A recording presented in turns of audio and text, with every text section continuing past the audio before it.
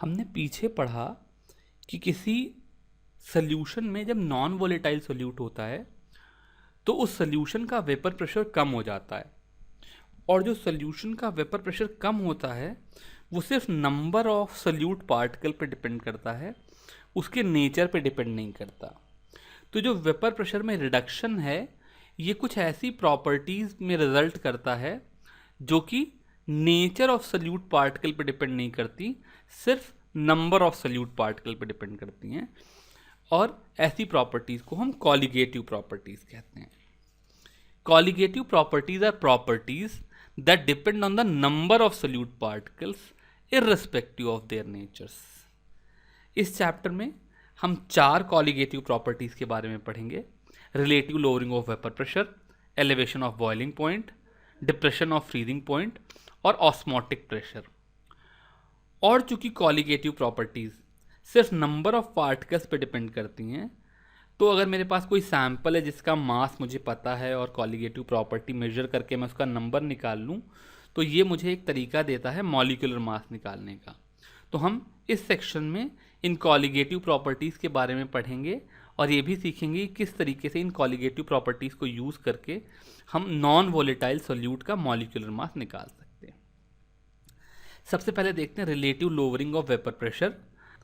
जब हमने पीछे सॉलिड लिक्विड सॉल्यूशंस के बारे में पढ़ा तो हमने ये देखा कि ऐसे सॉल्यूशंस का जो वेपर प्रेशर होता है P1, उसकी वैल्यू P1 नॉट x1 होती है, जहाँ पे x1 सॉल्वेंट का मोल फ्रैक्शन है। तो इसका मतलब अगर मैं एक क्वांटिटी डिफाइन करूँ lowering of vapour pressure delta P, तो इसकी वैल्यू हो जाएगी P1 नॉट माइनस P1, जो कि हो जाएगा P1 not minus P1 not x1 which is P1 not into 1 minus x1।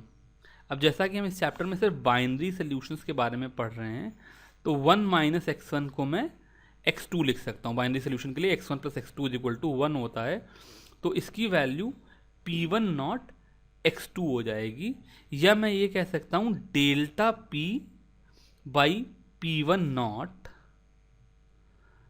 Is equal to x2। किसी भी नॉन वोलेटाइल सल्यूट के सॉल्यूशन में जो fractional change in vapour pressure है, delta P change in vapour pressure है, अगर उसको मैं initial vapour pressure P1 not से डिवाइड कर दूं तो वो mole fraction of solute x2 के बराबर हो जाएगा। अब हमने पीछे देखा था कि x2 की value N2 upon N1 plus N2 होती है, पर टिपिकली हम चूँकि डाइल्यूट सॉल्यूशंस की बात करेंगे इस चैप्टर में, तो मैं इसको अप्रॉक्सीमेट कर सकता हूँ N2 अपॉन N1 से। अप्रॉक्सीमेशन का साइन लगाना चाहिए रादर देन इक्वलिटी के बारे में। इसका मतलब relative lowering of vapour pressure is equal to N2 by N1। N2 की वैल्यू हो जाएगी, अगर W2 इसका मास है और M2 इसका मोलर मास है, तो N2 की वैल्यू हो जाएगी W2 बाई M2 और N1 की वैल्यू हो जाएगी W1 बाई M1। तो चूँकि डिनोमिनेटर में, इसलिए इसको मैं इंटू M1 बाई W1 से मल्टीप्लाई कर दूंगा। तो relative lowering of vapour pressure is equal to W2 by M2 into M1 by W1। तो यहाँ से मैं दोनों तरह के प्रॉब्लम कर सकता हूँ। जैसे अगर किसी ने मुझसे पूछा कि 10 ग्राम पानी में 1 ग्राम ग्लूकोज मिलाया गया, तो बताइए relative lowering of vapour pressure कितनी है। तो मुझे W2 पता है, W1 पता है, ग्लूकोज का मोलर मास पता है, वाटर का मोलर मास पता है, तो मैं delta P by P1 not की वैल्यू बता दूंगा। या दूसरी बात है, किसी ने कहा कि 10 ग्राम पानी में एक अननोन सल्यूट मिलाया गया 1 ग्राम, मुझे बताओ कि उसका मोलर मास कितना है, गिवन कि लोअरिंग ऑफ वेपर प्रेशर तुमको गिवन है। तो यहाँ पर मुझे W2 पता है, M1 W1 पता है, और लेफ्ट हैंड साइड का रिलेटिव लोअरिंग पता है। यहाँ से मैं M2 निकाल लूँगा। एक एग्जाम्पल के थ्रू उसको देखते हैं। क्वेश्चन है, the vapour pressure of pure benzene at certain temperature is 0.850 bar. A non volatile non electrolyte, ये नॉन इलेक्ट्रोलाइट क्या है ये थोड़ा रुक करके बताएंगे थोड़ी देर के लिए, इसको we can ignore this word. A non-volatile non-electrolyte solid weighing 0.5 gram, one added to 39 gram of benzene, जिसका molar mass 78 gram per mole है. Vapour pressure of the solution then is 0.845 bar. What is the molar mass of the solid substance. तो यहाँ पर मुझे relative lowering दे रखी है, actually lowering दे रखी है, और मुझसे इस नॉन वोलेटाइल सोल्यूट का मोलर मास पूछा जा रहा है. यहाँ पर मैं पीछे वाला formula delta P by P1 not is equal to W2 by M2 into M1 by W1 लगाऊंगा. यहाँ पर 39 ग्राम में 0.5 ग्राम ही सोल्यूट है, तो जैसा मैंने पीछे इस फॉर्मूले को लिखने के लिए एज्यूम किया था, ये डाइल्यूट सोल्यूशन माना जा सकता है. और यहाँ पर डेल्टा पी की वैल्यू, ओरिजिनल प्रेशर 0.85 है, फाइनल प्रेशर 0.845 है, तो डेल्टा पी की वैल्यू हो गई 0.005. इन दोनों का डिफरेंस, ये लोअरिंग ऑफ वेपर प्रेशर है, अपॉन P1 नॉट 0.850 हो गई. This is equal to W2 0.5 gram है, मुझे गिवन है. M2 गिवन नहीं है, तो इसको M2 ले लेते हैं, इंटू M1 बेंजीन है, बेंजीन का मॉलिक्यूलर मास 78 होता है, और divided by mass of benzene 39 given है. तो ये 78 39 से कैंसिल होकर के 2 हो जाएगा, एंड 0.4 और 2 आपस में कैंसिल होकर के 1 हो जाएंगे. इधर 0.005 और 0.850 के डेसिमल्स हटा दें, तो ये 5/850 हो गया, जो कि कैंसिल होकर के 170 आ जाएगा. तो यहाँ से M2 is equal to 170 gram per मोल आ गया. तो इस तरीके से मैंने वेपर प्रेशर मेजर किया, उससे relative lowering of vapour pressure निकाली, और उससे mole fraction of non volatile solute से उसको रिलेट किया, और वहाँ से molar mass of non volatile solute निकाल लिया. अगली जो कॉलिगेटिव प्रॉपर्टी है वो है एलिवेशन ऑफ बॉइलिंग पॉइंट. पहले समझते हैं बॉइलिंग पॉइंट क्या है. मेरे पास ये एक वेपर प्रेशर वर्सेस टेम्परेचर का ग्राफ है. ये लाइन सॉल्वेंट का vapour pressure as a function of temperature दे रही है.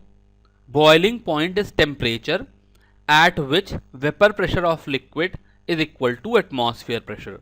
यानी कि अगर मैं एक एटमॉस्फेरिक प्रेशर की ये लाइन बनाऊं, तो वो टेम्परेचर जहां पर सॉल्वेंट का बॉइलिंग पॉइंट, वो टेम्परेचर जहां पे सॉल्वेंट का वेपर प्रेशर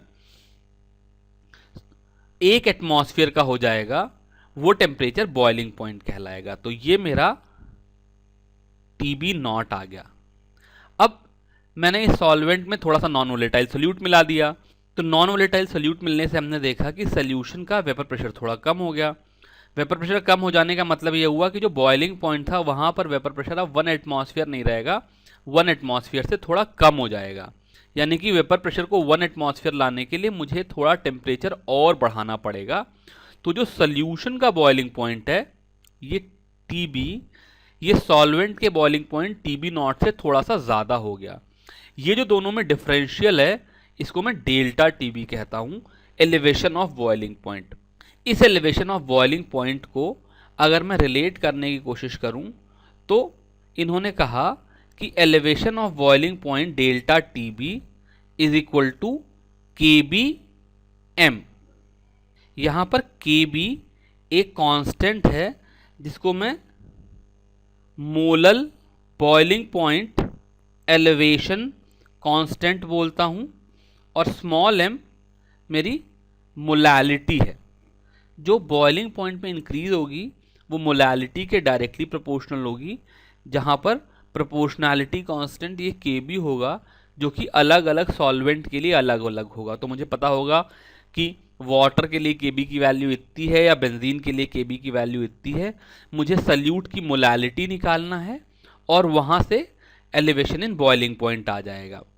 अब सपोज करो पहले की तरह से मैं 1 अपना सॉल्वेंट ले लेता हूँ और 2 सल्यूट ले लेता हूँ, तो इसका मास वेट सॉल्वेंट का W1 है, सॉल्यूट का W2 है, इनका मोलर मास M1 है, इसका मोलर मास M2 है। तो मोलैलिटी हो जाएगी मोल्स ऑफ सॉल्यूट, जिसकी वैल्यू हो गई W2/M2 upon mass of solvent in kilogram. अब चूंकि मेरे पास किलोग्राम में नहीं, टिपिकली W में ग्राम्स में ले रहा हूं, तो अपॉन W1, और यहां पर ग्राम को किलोग्राम में कन्वर्ट करने के लिए 1000 से मल्टीप्लाई कर दिया, तो मोलैलिटी की वैल्यू हो गई W2/M2 इंटू 1000/W1। और यहां से मेरा फॉर्मूला आ गया delta TB is equal to KB W2 into 1000/M2 W1। यहाँ पर दोनों तरह के सवाल हो सकते हैं, या तो मुझे ये पता हो कि W2 और W1 की वैल्यू कितनी है, M2 गिवन हो, KB गिवन हो और मैं डेल्टा TB निकाल लूँ, या डेल्टा TB गिवन हो और मैं M2 निकाल लूँ। एक प्रॉब्लम देखते हैं एग्जाम्पल से। 18 gram of glucose is dissolve in 1 kilogram of water in a saucepan. At what temperature will water boil at 1.013 bar. 1.013 bar का मतलब हो गया 1 atmosphere. KB for water is 0.52 kelvin kilogram per mole. तो अगर मैं यहाँ पर अपना पीछे वाला फॉर्मूला लगाऊं, तो डेल्टा TB की वैल्यू हो जाती है KB W2/M2 इंटू 1000/W1, जहाँ पर W2 और W1 ये दोनों ग्राम में है। KB की वैल्यू 0.52 हो गई, इंटू ग्लूकोज का वेट 18 ग्राम हो गया। ग्लूकोज का मोलर मास 180 होता है, अगर आप देखना चाहें तो ग्लूकोज C6H12O6 है, तो 6 इंटू 12, ये कार्बन का 12 प्लस 12 ये हाइड्रोजन के लिए, और प्लस 6 इंटू 16 ये ऑक्सीजन के लिए करोगे तो इसकी वैल्यू 180 आ जाएगी। तो 0.52 into 18/180 into 1000 weight of solvent, लेकिन ये ग्राम में लेना है, यहाँ पर 1 किलोग्राम गिवन है, तो इसको भी मैंने 1000 कर दिया, ये दोनों कैंसिल हो गए, ये 18 से 10 आ गया, तो ये 0.052 आ गया। तो जो नॉर्मल बॉइलिंग पॉइंट है वाटर का वो 100 डिग्री सेल्सियस है, तो सोल्यूशन का बॉइलिंग पॉइंट हो जाएगा वो 100 डिग्री सेल्सियस, यानी कि normal boiling point plus delta TB आ जाएगा, जो कि जितना एलिवेशन हुआ है, जितना बढ़ा है बॉइलिंग पॉइंट, तो इसकी वैल्यू 100.052 आ जाएगी। ये उसी एलिवेशन ऑफ बॉइलिंग पॉइंट पर दूसरा प्रॉब्लम है। The boiling point of benzene is 353.23 kelvin when 1.80 gram of a non-volatile solute was dissolved in 90 gram of benzene, the boiling point is raised to 354.11. Calculate the molar mass of the solute. KB for benzene is 2.53 Kelvin kilogram per mole. तो पिछले problem में क्या था कि हमको salute क्या है ये बता दिया गया था, डेल्टा TB बताना था। यहां पर इन्होंने डेल्टा TB दे रखा है, delta TB equal to TB minus TB naught, जहां पर TB सॉल्यूशन का बॉइलिंग पॉइंट है और TB नॉट सॉल्वेंट का बॉइलिंग पॉइंट है। तो TB की वैल्यू है 354.11 माइनस सॉल्वेंट का बॉइलिंग पॉइंट आ गया 353.23। ये बेंजीन, प्योर बेंजीन का बॉइलिंग पॉइंट है, जबकि 354.11 बेंजीन में नॉन वोलेटाइल सल्यूट डाल देने के बाद उसका बॉइलिंग पॉइंट है। इसको सब्ट्रैक्ट किया तो इसकी वैल्यू आ गई 0.88 केल्विन। अब फिर से फॉर्मूला लगाएंगे तो delta TB is equal to KB W2/M2 into 1000/W1। KB की वैल्यू 2.53 गिवन है। W2 weight of non volatile solute है जो कि 1.8 ग्राम है।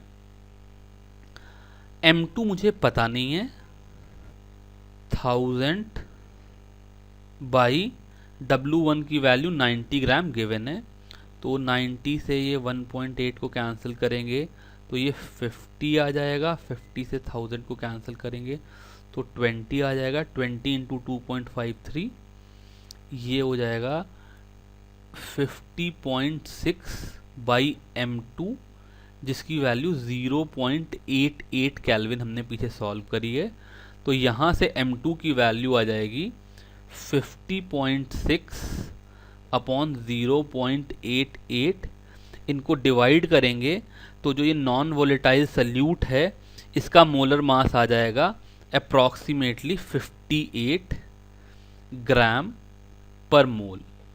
इस तरीके से हमको डेल्टा टीबी जब पता हो नॉन वोलेटाइल सल्यूट का मोलर मास निकाल सकते हैं। अगली कॉलिगेटिव प्रॉपर्टी है डिप्रेशन ऑफ फ्रीजिंग पॉइंट। जिससे पीछे हमने एलिवेशन ऑफ बॉइलिंग पॉइंट पढ़ा, वैसे ही किसी सॉल्वेंट में जब हम नॉन वोलेटाइल सल्यूट डिसॉल्व करते हैं और सोल्यूशन बनाते हैं तो सोल्यूशन का फ्रीजिंग पॉइंट कम हो जाता है, इसलिए डिप्रेशन ऑफ फ्रीजिंग पॉइंट है। इसको समझने की कोशिश करते हैं। ये एक पिछली बार की तरह से vapour pressure versus temperature curve है। ये जो ग्राफ है ये सॉल्वेंट का वेपर प्रेशर है, ये दूसरा ग्राफ है जो कि सॉलिड सॉल्वेंट का वेपर प्रेशर है। फ्रीजिंग पॉइंट की जो बेसिक डेफिनेशन है ये वो टेम्परेचर है जहाँ पर सॉल्वेंट का वेपर प्रेशर और सॉलिड सॉल्वेंट का वेपर प्रेशर इक्वल हो जाते हैं। अब मेरे पास एक प्योर सॉल्वेंट था जिसका फ्रीजिंग पॉइंट T था, मैंने इसमें थोड़ा सा नॉन वोलेटाइल सल्यूट डाल दिया। नॉन वोलेटाइल सल्यूट डालने से क्या हो गया, जो नया सोल्यूशन बना उसका वेपर प्रेशर थोड़ा सा कम हो गया। वेपर प्रेशर कम होने से क्या हो गया कि ये जो ग्राफ जब सॉलिड सॉल्वेंट के ग्राफ से इंटरसेक्ट करेगा तो वो टेम्परेचर थोड़ा सा पीछे की तरफ आ जाएगा, और ये जो दोनों टेम्परेचर में डिफरेंस है TF0 माइनस TF, इसको मैं डेल्टा TF बोलता हूँ, डिप्रेशन ऑफ फ्रीजिंग पॉइंट। अब पहले की तरह से जैसे एलिवेशन ऑफ बॉइलिंग पॉइंट में delta TB is equal to KBM था, वैसे ही delta TF is equal to KFM आ गया, जहाँ पे KF is molar freezing point constant.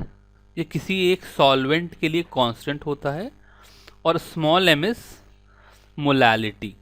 अब हम इस मोलैलिटी को अगर weight of solute, weight of solvent से रिलेट करना चाहें तो पहले की तरह से 1 मेरा सॉल्वेंट होगा, 2 मेरा सॉल्यूट होगा, इसका मास W1 या वेट W1, इसका W2 और मोलर मास M2 होगा।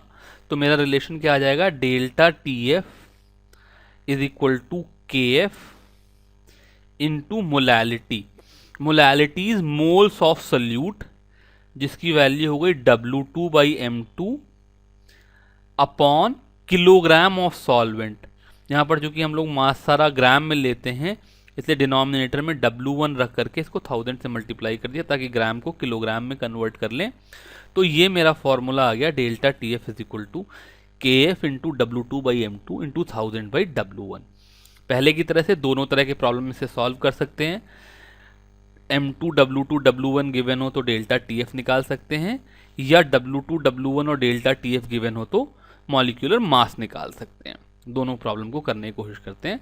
पहला प्रॉब्लम है 45 gram of ethylene glycol C2H6O2। तो यहाँ पर मुझे को नॉन वोलेटाइल सल्यूट जो है वो गिवन है, जिसका मुझे मॉलिक्यूलर मास पता होगा C2H6O2 is mixed with 600 gram of water. Calculate A the freezing point depression and B the freezing point of solution. यहाँ पर मेरे को W1 जो है वो है वेट ऑफ सॉल्वेंट, ये 600 ग्राम है गिवन है। W2 वेट ऑफ सोल्यूट ये 45 ग्राम है गिवन है। M2 ये मोलर मास ऑफ सोल्यूट है, इसकी वैल्यू हो जाएगी 2 इंटू 12, 2 कार्बन है, प्लस 6 ये हाइड्रोजन के लिए, प्लस 2 इंटू 16, इसकी वैल्यू हो जाएगी 62 ग्राम पर मोल। अब फॉर्मूले में डालेंगे delta T F is equal to K F W2/m2 into 1000/W1। यहाँ पर के एफ की वैल्यू गिवन नहीं है, लेकिन एनसीईआरटी में अगर टेबल 2.3 देखें तो वहाँ पर अलग अलग सॉल्वेंट्स के लिए के एफ की वैल्यू गिवन है। तो चूंकि यहाँ पर मेरा सॉल्वेंट जो है वो वाटर है, तो टेबल 2.3 देखेंगे तो वहाँ से के एफ की वैल्यू 1.86 मुझको मिल जाएगी। So this is equal to 1.86 into W2 की वैल्यू 45 अपॉन M2 की वैल्यू 62 जो हमने भी कैलकुलेट की, इंटू 1000/600। इसको कैलकुलेट करेंगे तो इसकी वैल्यू आ जाएगी, ये 1.86 को हटाया तो 2 जीरो गए, एक डेसिमल यहाँ ख़त्म किया, 186 62 इंटू 3 होता है 45/60, 3/4 हो जाएगा, 15 से कैंसिल हो जाएगा, तो 9/4 यानी कि अप्रॉक्स 2.25 केल्विन हो जाएगा। अब डेल्टा टी एफ जो है ये मेरा T F not minus T F है। टी एफ नॉट सॉल्वेंट का फ्रीजिंग पॉइंट है और टी एफ सोल्यूशन का फ्रीजिंग पॉइंट है। वैल्यू पुट करेंगे तो टी एफ नॉट की वैल्यू 273.15 आ जाएगी, माइनस टी एफ मुझे पता नहीं है, और ये डिफरेंस 2.25 हो गया। सब्ट्रैक्ट करेंगे तो टी एफ की वैल्यू सॉल्व करके आ जाएगी 270.9।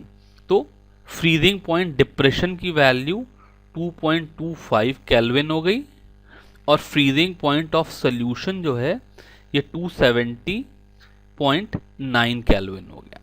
नेक्स्ट प्रॉब्लम में इन्होंने कहा कि 1 gram of a non electrolyte solute dissolved in 50 gram of benzene lowered the freezing point of benzene by 0.40 Kelvin. Kf of benzene is 5.12 Kelvin kilogram per mole. Find the molar mass of the solute. तो यहाँ पर इन्होंने molar mass जानना चाहा है, delta TF की value दे दी है। तो ये प्रॉब्लम पिछली बार की प्रॉब्लम से उल्टा है। वहाँ पर पिछली बार मुझे मोलर मास पता होता था, डेल्टा टीएफ निकालना होता था। यहाँ पर सेम इक्वेशन लगेगी, delta TF is equal to K F W2/m2 into 1000/W1। Delta TF की वैल्यू 0.40 है, के एफ 5.12 बेंजीन के लिए गिवन है। बेंजीन के लिए फ्रीजिंग पॉइंट कांस्टेंट 5.12 है। W2 है मास ऑफ सोल्यूट जो कि 1 ग्राम है। Molar mass of solute M2 मुझे पता नहीं है तो इसको M2 ही रहने देते हैं, इंटू 1000/W1 जो कि मास ऑफ सॉल्वेंट है 50 ग्राम है बेंजीन के लिए। इसको सॉल्व करेंगे तो 50 को 1000 से कैंसिल किया, ये आ गया 20। तो यहाँ से M2 की वैल्यू आ जाएगी 5.12 इंटू 20/0.40। ये डेसिमल हटाया, 5.12 का डेसिमल हटाया, 20 और 40 कैंसिल होकर के 2 बचे। 512/2 की वैल्यू हो गई 256 ग्राम पर मोल। तो यहाँ से मुझे नॉन वोलेटाइल इलेक्ट्रोलाइट सोल्यूट का मोलर मास मिल गया। ये जो molar boiling point and freezing point constant है, इनको मैंने बताया कि ये नेचर ऑफ सॉल्वेंट पे डिपेंड करते हैं। इनकी वैल्यू सॉल्वेंट के फ्रीजिंग पॉइंट या बॉइलिंग पॉइंट पर और इसके साथ इंथैल्पी ऑफ फ्यूजन या वेपराइजेशन पे डिपेंड करती है। अगर मैं देखूं तो KF की वैल्यू R, जहाँ पर R गैस कांस्टेंट है, इंटू M1 ये सॉल्वेंट का मोलर मास है, इंटू TF स्क्वायर जहाँ पर TF फ्रीजिंग पॉइंट है, ये केल्विन में लेंगे, upon 1000 into delta H of fusion है, सॉल्वेंट को मेल्ट करने में कितना इंथैल्पी चेंज है। ये जो वैल्यू है ये KF यानी कि मोलर फ्रीजिंग पॉइंट कांस्टेंट हो जाएगा। और बाई सिमिलर मींस KB की वैल्यू R इंटू M1 पहले की तरह से सॉल्वेंट का मॉलिक्यूलर मास है, इंटू TB स्क्वायर ये बॉइलिंग पॉइंट है इसको भी केल्विन में लेंगे, यानी कि अगर वाटर के लिए ले रहे हैं तो TF यहाँ पर 273.15 का स्क्वायर लेंगे, TB यहाँ पर 373.15 का एग्जाम्पल लेंगे upon 1000 into delta H of vaporisation, boiling हो रही है तो उसकी जो इंथैल्पी चेंज है वो यहाँ पर आ जाएगी। ये दोनों फॉर्मूले एनसीईआरटी में गिवन तो हैं, पर इनसे ना इन्होंने कोई एग्जाम्पल सॉल्व कराया है और ना ही कोई प्रॉब्लम सॉल्व कराई है, तो बहुत ज़्यादा इंपॉर्टेंट नहीं। नेक्स्ट कॉलिगेटिव प्रॉपर्टी है ऑस्मोटिक प्रेशर। तो ऑस्मोटिक प्रेशर को समझने से पहले ऑस्मोसिस को समझ। Osmosis is flow of solvent from lower concentration to higher concentration. हम लोगों ने छोटी क्लासेस में पढ़ा है कि सपोज करो मेरे पास एक कटोरी में एक किशमिश रखी हो और मैं उसमें पानी भर दूं, तो over the period of time क्या होता है, ये किशमिश के अंदर पानी चला जाता है और किशमिश फूल जाती है। इसके ऑपोजिट जिसे अचार बनाते हैं, तो अचार में एक आम का टुकड़ा डाला और यहाँ पर ब्राइन सॉल्यूशन रख दिया, ब्राइन यानी कि सोडियम क्लोराइड का, सॉल्ट का सॉल्यूशन रख दिया, तो ये जो पिकल का टुकड़ा है ये श्रिंक कर जाता है, यानी कि इसमें से पानी निकल करके ब्राइन में चला जाता है। ये दोनों ही एग्जाम्पल ऑस्मोसिस के हैं, बिकॉज यहाँ पर सॉल्वेंट फ्लो कर रहा है। दोनों ही केसेस में वाटर मूव किया from lower concentration to higher concentration. पहले केस में बाहर प्योर पानी था और जो किशमिश के अंदर शुगर का कंसंट्रेशन हाई था, तो वाटर बाहर से अंदर की तरफ चला गया, और दूसरे केस में बाहर ब्राइन था जहाँ पर साल्ट का कंसंट्रेशन बहुत ज़्यादा था, तो सॉल्वेंट जो पिकल का टुकड़ा है उससे निकल करके ब्राइन में आ गया। इन दोनों एग्जाम्पल में ऑस्मोसिस आई। अब इस ऑस्मोसिस को समझने की कोशिश करते हैं। तो इन दोनों ही चीज़ों में ये जो किशमिश की टॉप लेयर थी या जो पिकल के टुकड़े की टॉप लेयर थी, यानी कि जो इसमें एक सेमी परमिएबल मेम्ब्रेन थी। सेमी परमिएबल मेम्ब्रेन एक ऐसी मेम्ब्रेन है जिसके थ्रू सॉल्वेंट तो पास हो सकता है, सॉल्वेंट कैन फ्लो, लेकिन सल्यूट पास नहीं हो सकता, सल्यूट कैन नॉट। तो यहाँ पर इस ऑस्मोसिस को समझने की कोशिश करते हैं। तो मैंने क्या किया, एक वेसल में सॉल्वेंट भर लिया और एक फनल के अंदर एक सेमी परमिएबल मेम्ब्रेन लगा करके उसी सॉल्वेंट का एक सल्यूशन बना लिया विथ नॉन वोलेटाइल सल्यूट। ये इंपॉर्टेंट है, अगर नॉन वोलेटाइल सल्यूट नहीं होगा तो ऑस्मोसिस नहीं होगी। तो अब क्या हुआ कि जैसे हम पीछे relative lowering of vapour pressure में देख रहे थे कि जो सॉल्वेंट के ऊपर प्रेशर है वो ज़्यादा हो गया, सॉल्यूशन के ऊपर प्रेशर कम हो गया। उस लोअर प्रेशर की वजह से जो सॉल्वेंट है वो सॉल्यूशन वाले साइड पर एक प्रेशर डालेगा और उस प्रेशर की वजह से सॉल्वेंट सॉल्यूशन की तरफ मूव कर जाएगा। ये जो प्रेशर है ये एक्सेस प्रेशर ऑस्मोटिक प्रेशर कहलाता है। इस ऑस्मोटिक प्रेशर को कैसे मेजर करना है, इसके लिए हमने एक सेटअप बनाया। ये दो वेसल हैं, एक तरफ सॉल्यूशन है दूसरी तरफ सॉल्वेंट है, और ये दोनों वेसल एक सेमी परमिएबल मेम्ब्रेन से जुड़े हुए हैं। तो जैसा हमने पीछे देखा कि अगर यहाँ पे सेमी परमिएबल मेम्ब्रेन है तो इस सॉल्वेंट की टेंडेंसी होगी कि ये इस सेमी परमिएबल मेम्ब्रेन के थ्रू सॉल्वेंट साइड से सॉल्यूशन की साइड की तरफ जाए, जिसको हम ऑस्मोसिस कहते हैं। अब मैंने क्या किया, इधर एक एक्सेस प्रेशर लगाया, मतलब अगर सॉल्वेंट साइड पे प्रेशर P एटमॉस्फेयर लग रहा था तो यहाँ पर P एटमॉस्फेयर के साथ पाई एक एक्सेस प्रेशर लगाया। तो जैसे जैसे प्रेशर बढ़ाएंगे वैसे वैसे सॉल्वेंट का फ्लो कम होता जाएगा। वो प्रेशर की वैल्यू जहाँ पर सॉल्वेंट का फ्लो रुक जाए, excess pressure that just stops the flow of solvent is called osmotic pressure of the solution. तो ये इस ऑस्मोटिक प्रेशर देखते हैं किन पैरामीटर्स पे डिपेंड करता है। तो ऑस्मोटिक प्रेशर को हम लोग पाई से रिप्रेजेंट करते हैं। Pi is equal to CRT, ये रिलेशन दिया, जहाँ पे C कंसंट्रेशन है, नॉर्मली हम लोग मोल पर लीटर में लेंगे, ये कंसंट्रेशन ऑफ सोल्यूट है, R गैस कांस्टेंट है। तो चूंकि यहाँ पर मोल पर लीटर में ले रहे हैं इसलिए हम R की वैल्यू 0.082 बार इंटू लीटर लेते हैं। टेम्परेचर तुम्हारा केल्विन स्केल में टेम्परेचर है T, तो pi is equal to CRT आ गया। जिसे मैं थोड़ा सा चेंज करना चाहूँ तो क्या हो जाएगा, C इज N/V, तो pi V is equal to N2RT। यहाँ पे N2 is number of moles of solute है, या pi V is equal to W2/M2RT आ गया। W2 मास ऑफ सोल्यूट और M2 molar mass of the solute है। तो जैसे पीछे मेरे पास delta TB, delta TF lowering of vapour pressure थे, वैसे ही osmotic pressure as a function of molar mass आ गया। अब यहाँ पे फिर दोनों तरह के प्रॉब्लम हो सकते हैं, या तो W2 और M2 और वॉल्यूम मुझको दे दो तो मैं आपको ऑस्मोटिक प्रेशर की वैल्यू बता सकता हूँ, या अगर मुझे ऑस्मोटिक प्रेशर की वैल्यू पता हो, W2 और V पता हो, तो मोलर मास बता सकता। ऑस्मोटिक प्रेशर की अच्छी बात क्या है कि osmotic pressure is very important in finding molar mass of biomolecules. Biomolecules के साथ प्रॉब्लम क्या है कि इनका मोलर मास बहुत ज़्यादा होता है, 1000, 2000, 10,000, 50,000 तक जा सकता है। तो जब मोलर मास इतना ज़्यादा होगा तो मोलैलिटी या कंसंट्रेशंस इनकी वैल्यू बहुत कम हो जाएगी। तो अगर मैं डेल्टा TB या डेल्टा TF की वैल्यू निकालता हूँ तो इनकी वैल्यू इतनी छोटी हो जाती है कि उसे डिटेक्ट करना मुश्किल हो जाता है। पर ऑस्मोटिक प्रेशर में क्या है, pi is equal to CRT में अगर थोड़ा भी कंसंट्रेशन है तो ऑस्मोटिक प्रेशर की वैल्यू बहुत ज़्यादा आती है। और चूंकि प्रेशर को मैं काफ़ी अच्छी सेंसिटिविटी के साथ काफ़ी लो वैल्यूज़ तक मेजर कर सकता हूँ, इसलिए बायोमॉलिक्यूल्स का मोलर मास निकालने के लिए ऑस्मोटिक प्रेशर बेस्ट तरीका है। ऑस्मोसिस को लेकर के कुछ टर्म और जानने की कोशिश करेंगे। पहला टर्म है आइसोटोनिक सोल्यूशन। तो अभी तक जब मैं ऑस्मोटिक प्रेशर निकाल रहा था तो सोल्यूशन और सॉल्वेंट के बीच में निकाल रहा था, बट ऐसा भी हो सकता है कि जो मेरे दो वेसल हैं उनमें एक सोल्यूशन 1 हो और दूसरा सोल्यूशन 2 हो। तो अगर दोनों सोल्यूशन की कंसंट्रेशन सेम है तो ऐसे सोल्यूशन आइसोटोनिक कहलाएंगे। यानी कि if C1 is equal to C2 then 1 and 2 are isotonic.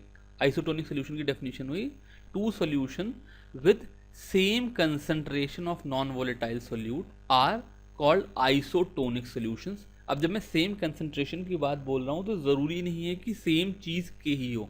यानी कि मान लो मेरे पास 1 मोल पर लीटर यूरिया का सोल्यूशन हो और दूसरी साइड 1 मोल पर लीटर ग्लूकोज का सोल्यूशन हो, तो भी ये दोनों सोल्यूशन आइसोटोनिक, बिकॉज दोनों का ऑस्मोटिक प्रेशर बराबर है। इसके अपोजिट दो वर्ड है हाइपरटोनिक और हाइपोटोनिक सोल्यूशन।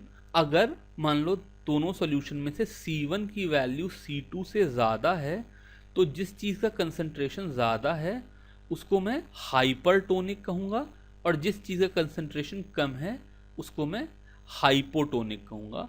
और जब इस तरह के सोल्यूशन किसी सेमी परमिएबल मेम्ब्रेन से सेपरेटेड होंगे तो फ्लो ऑफ सॉल्वेंट हाइपोटोनिक से हाइपरटोनिक की तरफ होगा।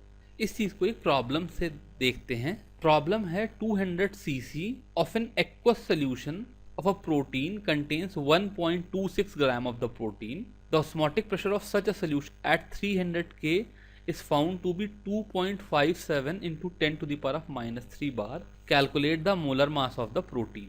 अगर मैं पाई V is equal to W2 by M2 RT ये फॉर्मूला लगाऊं तो पाई की value 2.57 into 10 to the power of -3 bar litre वाला आर की वैल्यू यूज़ करूँगा।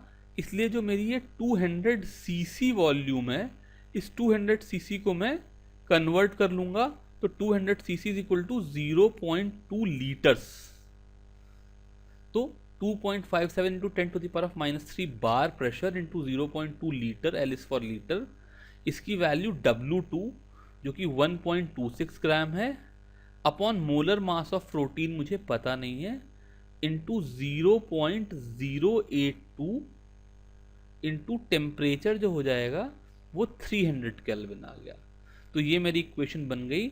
इसको सॉल्व करूँगा तो M2 की वैल्यू आ जाएगी 1.26 into 0.082 into 300 upon 2.57 into 10 to the power of -3 into 0.2। इसको सॉल्व करेंगे तो ये अप्रॉक्सीमेटली 61,000 ग्राम पर मोल आ जाएगा। अब इतने हायर मॉलिक्यूलर मास पर जो इसका कंसंट्रेशन है C, उसकी वैल्यू 1.26 अपॉन 61,000 है।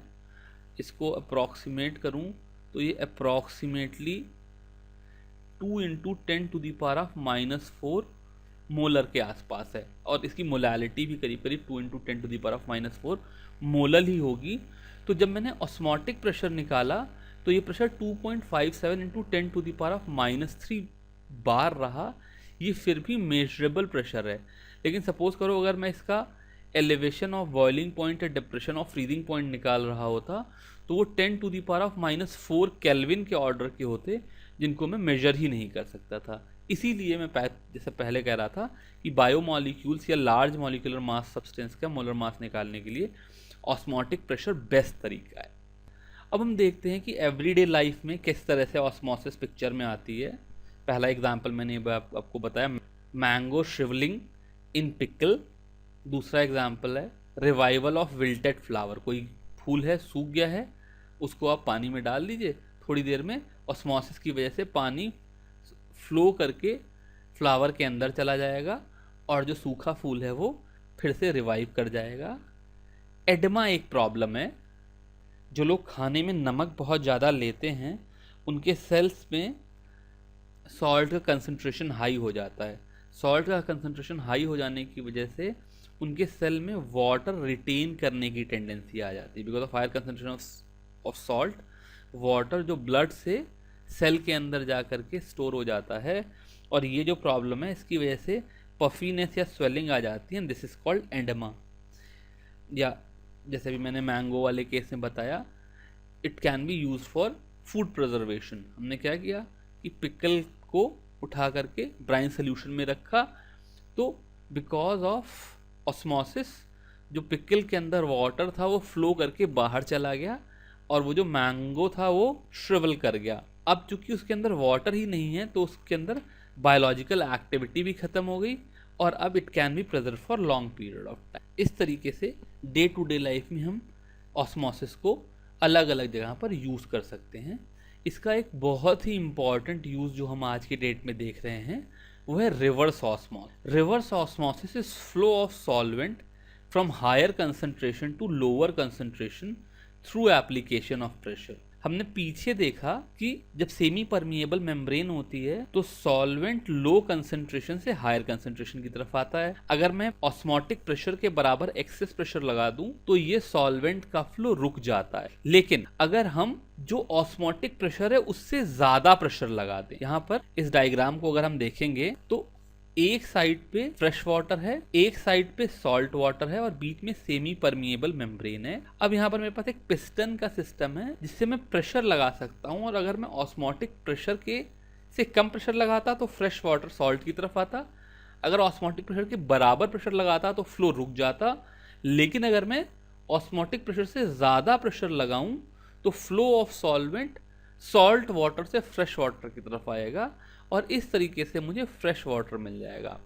आज के टाइम में जबकि क्लीन वाटर की बहुत दिक्कत है, reverse osmosis is turning out to be a very good way जिससे हम लोग फ्रेश वाटर ले सकते हैं, और फ्रेश वाटर प्रोड्यूस किया जा रहा है लार्ज क्वांटिटी में इसके द्वारा। इस प्रोसेस को हम डीसैलिनेशन कहते हैं। आजकल बहुत से देश ऐसे हैं जो पीने के पानी की कमी को पूरा करने के लिए डीसैलिनेशन को यूज़ कर रहे हैं।